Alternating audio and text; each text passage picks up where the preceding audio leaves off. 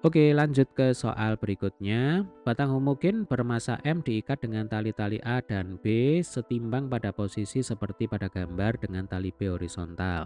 Oke, ini gambarnya. Ada tali A, batang homogen AB, kemudian di sini ada tali B. Yang ditanyakan adalah nilai tangen theta. Nah, theta itu ada di sini, ya. Nempel dengan gaya tegangan tali TA. Nah, ini tangennya itu berapa? Syarat kesetimbangan benda tegar yang pertama adalah sigma torsi ini harus sama dengan 0. Ya, torsi itu artinya momen gaya. Masih ingat rumusnya apa?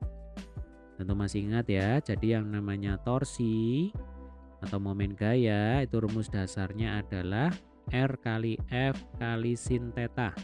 R itu adalah jarak gaya ke poros ya. Kemudian F itu gaya, theta itu adalah sudut yang dibentuk antara R dan F. Nah, ketika R dan F itu saling tegak lurus, berarti kan sudutnya 90 derajat ya. Ketika sudutnya 90 derajat, nilai sinusnya itu 1. Berarti R kali F kali 1 ya sama dengan R kali F saja. Nah, ini dipenuhi ketika apa? Ketika R dan F saling tegak lurus. Langkah selanjutnya adalah kita tentukan porosnya, ya. Kalau bentuk gambarnya itu seperti ini, ya, bentuk sistemnya itu seperti ini, kemudian yang ditanyakan itu ada di sini, maka yang kita jadikan poros itu jangan titik A, melainkan titik B. Kenapa kok titik B? Karena di sebelah sini kan ada gaya tegang tali TB. Nah, gaya tegang tali TB ini tidak diketahui di soal dan juga tidak ditanyakan. Berarti ini harus kita hilangkan saja. Caranya, ya jadikan poros. Ingat, kalau ada gaya kemudian bekerja di poros, nah berarti kan R-nya sama dengan 0. Ketika R-nya sama dengan 0, 0 kali bilangan berapapun ya berarti sama dengan 0. Dengan kata lain nanti kalau B kita jadikan poros, TB ini langsung kita coret di awal. Jadi mempermudah perhitungan kita. Ya, kita tulis dulu ya supaya nggak lupa. Jadi sigma torsi B itu sama dengan 0. Oke, sampai sini bisa dipahami ya. Berarti TB bisa langsung kita coret di awal. Oh ya, di sini ada batang homogen AB. Artinya homogen pusat masanya itu tepat berada di tengah-tengah batang ya. Sehingga nanti di sini, nah di sini ya, akan bekerja gaya berat. Gaya berat itu pasti arahnya ke bawah, ya Dek ya. Rumusnya adalah M kali G, ya, massa kali percepatan gravitasi. Lalu gaya tegang tali TA ini bisa kita uraikan menjadi dua. Ya, kita proyeksikan searah dengan sumbu X dan searah dengan sumbu Y. Kita pakai warna merah aja ya. Oh, jangan merah, kita pakai warna ungu aja. Nah, biar beda. Jadi ini adalah TA yang searah dengan sumbu X. Atau langsung aja ya. Kalau TAX ya sama dengan TA. Ini kebetulan karena berada di depannya sudut. Ya deh ya, berarti kita pakai sin. Nah, TAX. Coba ini saya rapikan sedikit.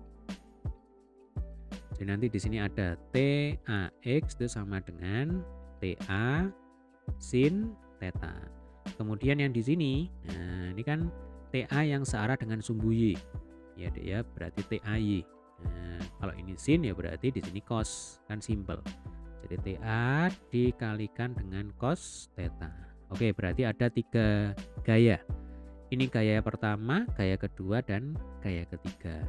Yang namanya sigma torsi, porosnya di B sama dengan 0 ya. Artinya nanti momen gaya yang searah dengan jarum jam itu harus sama dengan momen gaya yang berlawanan arah dengan jarum jam. Kalau sama berarti kan keduanya saling menghilangkan. Nah, makanya di sini sigma torsinya sama dengan 0. Ya, oke. Kalau porosnya di B, ya contohnya ini, TAX itu nanti akan menyebabkan batang AB itu berputar berlawanan arah dengan jarum jam. Bisa bayangkan ya. Jadi kalau di poros itu ibaratnya di sini dipaku ya. Di titik B ini dipaku, kemudian di ujung A, di titik A ini diberi gaya ya. Kebetulan arah gaya yang ke kiri. Nah, ini akan menyebabkan batang AB itu cenderung berputar ke atau cenderung berputar berlawanan arah dengan jarum jam. Sama halnya dengan W. Nah, kalau ini kan sudah pasti nih kelihatan ya. Kalau di sini diberi gaya ke bawah, kalau kita bayangkan itu akan menyebabkan batang berputar berlawanan arah dengan jarum jam. Sebaliknya untuk TAY ya Dek ya, ini menyebabkan batang berputar searah jarum jam. Nah, berarti yang berlawanan arah dengan jarum jam, nanti ini kita jumlahkan harus sama dengan momen gaya yang searah dengan jarum jam. Oke, langsung aja ya. Jadi yang pertama kita mulai dari TAX dulu. TAX itu ya berarti TA dikalikan dengan sin theta. Ya, jangan lupa ini kan kali R. Nah, R itu adalah jarak gaya ke poros ya, porosnya di B. TAX itu ada di sini. Berarti ini kalau diperpanjang ya garis gayanya. Nah, ini kan boleh-boleh saja diperpanjang seperti ini ya. Berarti jarak antara TAX dengan poros B itu ada di sini. Saya pakai warna biru aja. Nah, ini jaraknya. Ya kan? Oke, ini siku-siku. Ya, berarti rumusnya adalah R kali F saja. Nah, sekarang berapa ini jaraknya? Jaraknya ya sama dengan 20 cm ya. Jadi ini tinggal kita kalikan dengan 20 ditambah dengan W. Nah, ini W kalau kita perpanjang ya, garis gayanya kita perpanjang. Nah, kan seperti ini. Ya Dek ya. Oke, berapa jarak gaya W ke poros? Berarti kalau digambar nanti jaraknya itu ada di sini. Nah, ini jaraknya berapa ini? Ini kan di tengah-tengah. Padahal dari sini ke sini itu kan 30. Nah, berarti separuh dari 30 ya 15. Ya sudah, berarti W kita kalikan dengan 15. Nah, ini harus sama dengan momen gaya yang dihasilkan oleh TAY. Ini yang searah dengan jarum jam ya Dek ya. Jadi di sini kita punya TA kali cos theta ya. Selanjutnya kita kalikan dengan R-nya, jarak gaya ke poros. Ini kalau saya perpanjang seperti ini. Nah, jarak gaya itu kan ada di sini. Ya, bisa bayangkan ya, jarak gaya TAY ke poros. Nah, ini kan tegak lurus. Berarti jaraknya ya 30 cm. Berarti kali 30. Oke, sampai sini bisa dipahami. Lah di sini kan ada W. Berarti kita butuh W. Padahal di soal masanya itu kan tidak diketahui. Ya kan? Karena W itu sama dengan M kali G. Kalau masanya tidak diketahui berarti W-nya tidak bisa kita hitung. Nah, masalahnya di situ. Artinya W ini harus kita hilangkan.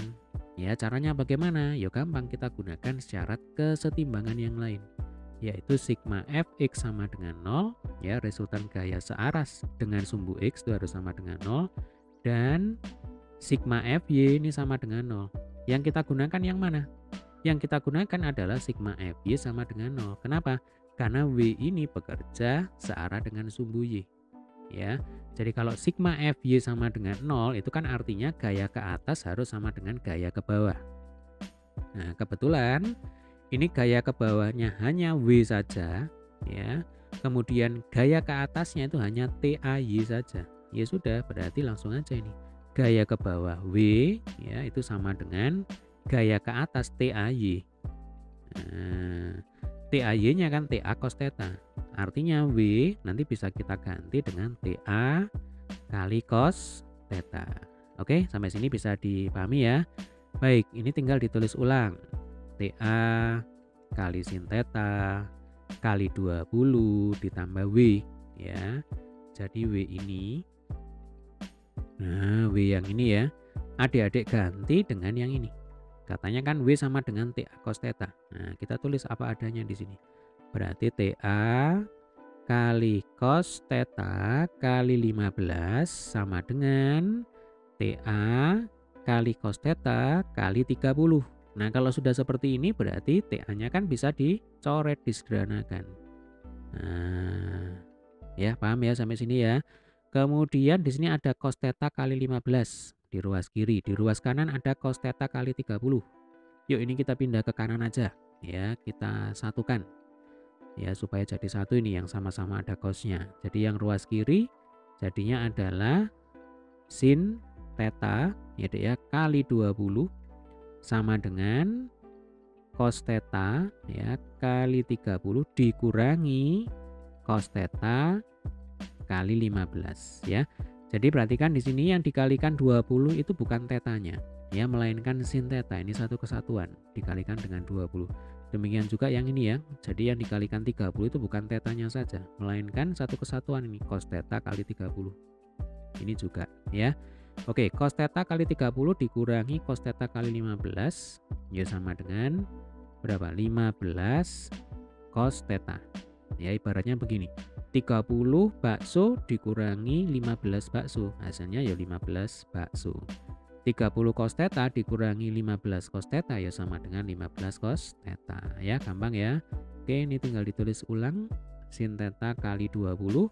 Yang kita cari itu adalah tangen theta. Ya, tangen itu berarti sin per cos atau sin theta per cos theta. Jadi cos thetanya tinggal kita pindah ke bawah. Nah, sin theta per cos theta ya ini sama dengan tangen theta ya. Kemudian sama dengan berapa? Berarti 15 yang ini ditulis ulang per ya ini diletakkan di bawah 15 per 20. Coba ini kalau disederhanakan. Berarti atas dan bawah kita bagi dengan 5 ya. 15 dibagi 5 itu 3, 20 dibagi 5 itu 4. Nah, sudah ketemu. Artinya tangen theta sama dengan 3/4. Nah, ini pilihannya tidak saya tampilkan di sini. Yang jelas kalian bisa menguasai prosesnya, bisa menguasai konsepnya. Oke?